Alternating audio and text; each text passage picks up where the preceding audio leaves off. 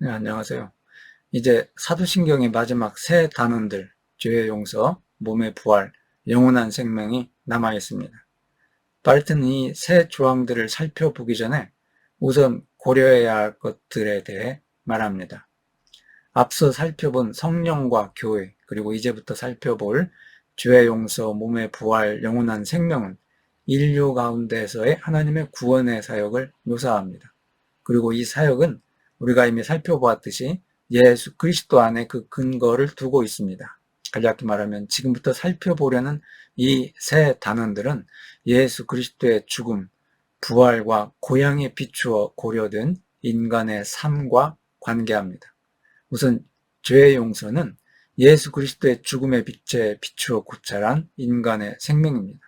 예수 그리스도께서 우리의 시간 속에서 죽으셨다는 사실로 특징지어지는 현재의 시간은 이 죽음의 흔적을 온전히 담고 있습니다.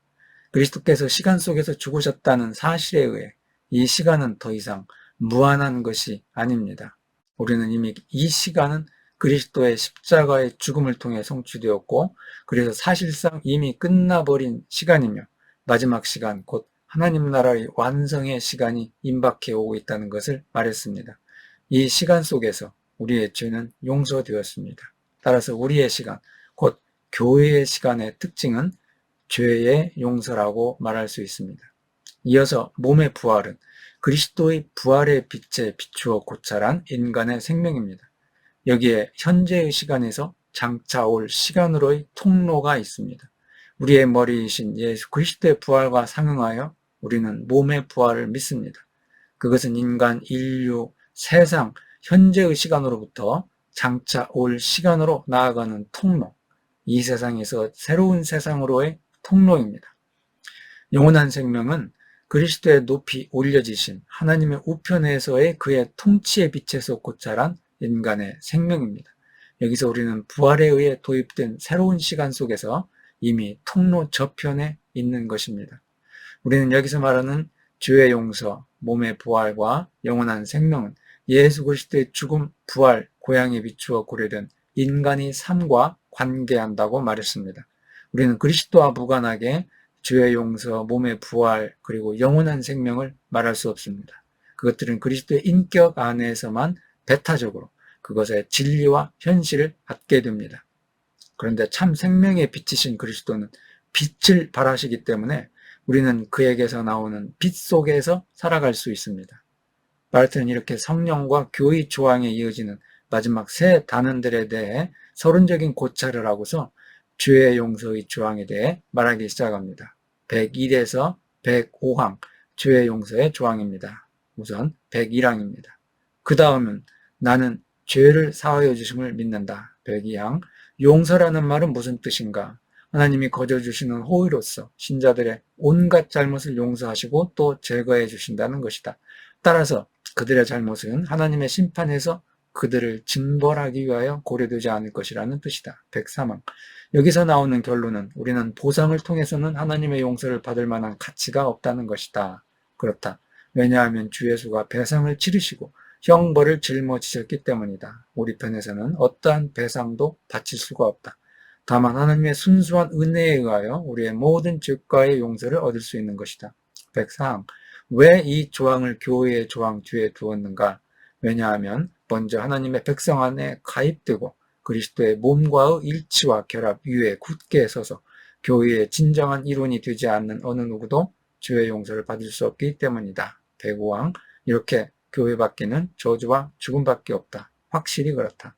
왜냐하면 신도들의 공동체에서 떨어져 나가 별개의 팔을 만들려는 사람들은 그들이 갈라져 있는 한 구원을 희망할 수 없다. 일반적으로 죄의 용서는 우리를 위해서 우리를 대신하여 유죄 선고받고 십자가에 달려 죽으신 예수 그리스도로 인하여 하나님께서 우리에게 거저 값없이 주신 은혜의 선물로서 인간의 현재적인 삶의 조건을 표현합니다. 그러나 죄의 용서의 표지 아래에 있는 이 현실적인 삶은 사실상 이미 영원한 생명의 보증입니다. 왜냐하면 죄의 용서가 있는 곳에서 죄의 대가로서의 죽음은 정복되고 생명이 약속되었기 때문입니다. 102항에서 칼뱅은 용서라는 말의 뜻을 하나님께서 거저 값없이 은혜로 주시는 호의로서 신자들의 온갖 잘못을 용서하시고 또 제거해 주신다는 의미라고 설명하고, 이어서 그들의 잘못은 하나님의 심판에서 고려되지 않을 것이라는 의미로 부연 설명하고 있습니다. 그러므로 용서하시고 제거해 주신다는 것은 말소한다, 아예 없애버리고 지워버린다는 말입니다. 그런데 죄의 용서의 의미를 보다 정확히 이해하려면 예수 그리스도의 십자가의 표지 아래에 있는 인간의 생명이 이중으로 해명되고 있다는 것을 주목할 필요가 있습니다. 첫째, 그것은 죄되고 유죄 선고받은 것으로 규정되었습니다. 성령은 우리가 받아 마땅한 심판과 유죄 선고를 우리에게 알립니다. 예수 그리스도께서 우리 대신에 우리의 자리에서 심판을 받으셨다는 사실은 우리가 그 자리에서 심판을 받았다는 사실과 다름없습니다. 우리는 우리에 대한 이 하나님의 분노에 대한 인식 안에서 그리고 이 유죄 선고의 엄청난 무게 아래에서 살아야 합니다. 둘째, 그러나 이것은 단지 죄의 용서에 대한 진리의 일부일 뿐이고 또한 가장 작은 사실이라는 것입니다. 그것은 성령께서 동시에 죄된 우리에 대한 사면의 기쁜 소식을 우리에게 알리시기 때문입니다. 하나님은 예수 그리스도 안에서 우리의 죄가 있다는 것을 확인하시지만 그러나 그것을 말소하십니다.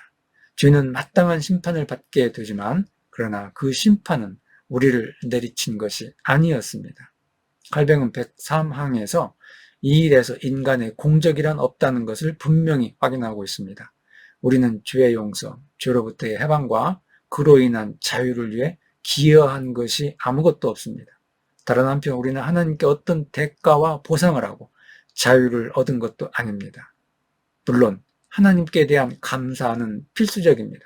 그러나 이 감사는 언제나 불충분하고 또한 감사는 하나님께서 우리에게 거저 은혜로 주신 것과 결코 대등한 것이 될 수 없을 것입니다. 하나님은 이렇게 자유로우신 분이십니다. 104에서 105항에서 칼뱅은 교회 밖에는 구원이 없다는 다소 단호한 주장을 합니다. 칼뱅의 이 주장을 설명하기 위해서 우리는 그리스도, 성령, 교회로 이어지는 순서를 기억해야 합니다. 우리가 교회 안에 있기 때문에 당연히 그리스도의 혜택들을 받게 되는 것은 아닙니다. 교회는 하나님의 은혜를 마음대로 처분할 수 있는 구원의 기관이 아닙니다. 하나님은 하나님의 의지, 진리와 은혜를 인간이 소유하고 지배하고 관리할 수 있도록 그 권한을 교회에 부여하지 않으셨습니다. 교회는 단지 하나님의 은혜의 도구들일 뿐입니다. 우리가 거저 은혜로 그리스도의 혜택들을 받았기 때문에 우리는 교회의 회원이 되는 것이며 교회의 머리이신 그리스도의 몸의 지체들로 그 안에 필수적으로 속하게 되는 것입니다. 또한 성령 안에서 성령이 능력 가운데 살아가는 것은 교회의 회원으로서 살아가는 것이고 그리스도의 혜택을 누리며 살아가는 것을 말합니다. 요한복음 6장에 가면 그리스도와의 사귐 속에서 살아가는 신자는 그의 살을 먹고 그의 피를 마십니다. 이렇게 성찬은 현실적이고 직접적인 그리스도와 신자의 하나됨의 표지입니다. 예수 그리스도는 우리를 위해 모든 것을 내어주셨던 분이십니다. 우리의 현재 삶은 복음이 전하는 그 같은 예수 그리스도의 우리를 위하심의 실현일 뿐입니다. 성령을 받고 교회의 회원이 되는 자는 누구나 우리를 위하시는 예수 그리스도의 소유가 됩니다. 그런데 그리스도의 소유가 된 자는 또한 놀랍고 은혜롭게도 그분이 책임지는 대상이 됩니다. 그리스도와 함께 살아가는 것으로 우리는 더 이상 하나님 앞에서 우리 자신에 대해 책임지지 않아도 된다는 것입니다. 그리스도께서 우리를 책임지십니다. 최후의 심판에 대해 말할 때 최후의 심판법정에서 그리스도께서 우리를 위해 변론하신다고 말했듯이 그렇게 그리스도께서 우리를 끝까지 책임지신다는 것입니다. 그렇기 때문에 우리가 어떻게 하나님을 만날까? 어떻게 선한 양심을 가질 수 있을까? 어떻게 세상에서 가치 있게 살아갈까? 어떻게 사는 것이 보람된 삶일까? 어떻게 내 이웃을 위해서, 이 사회를 위해서 만족스러운 역할을 담당할까? 이 모든 질문들이 제거되고 사라지게 됩니다. 그러니까 하나님 앞에서 우리가 어떤 자들이고 가치가 있는 자들인가를 결정하는 것은 결코 우리에게 속한 것이 아닙니다. 그러나 오해해서는 안 됩니다. 지금 우리는 죄의 용서에 대해 말하고 있습니다. 우리의 죽음의 시간에, 우리의 인간적 삶이 끝나는 그 순간에 하나님 앞에 무엇을 내놓을 수 있을까요? 우리는 아마 이렇게 말할 수도 있을 것입니다. 저는 이러이러한 자였고, 열심히 일했고, 열심히 살아왔고, 열심히 기도했습니다. 그러나 우리를 위하여, 우리를 대신하여 우리의 자리에서 죽음을 이기신 분이 없다면 우리의 그런 노력과 삶이 죽음과 심판 앞에서 어떤 쓸모가 있겠습니까? 예수 그리스도가 우리를 대신해서 개입하면서 우리를 위해 변론하시고 우리의 생명을 책임져 주신다니 참 기쁘고 감사한 일입니다. 감사합니다.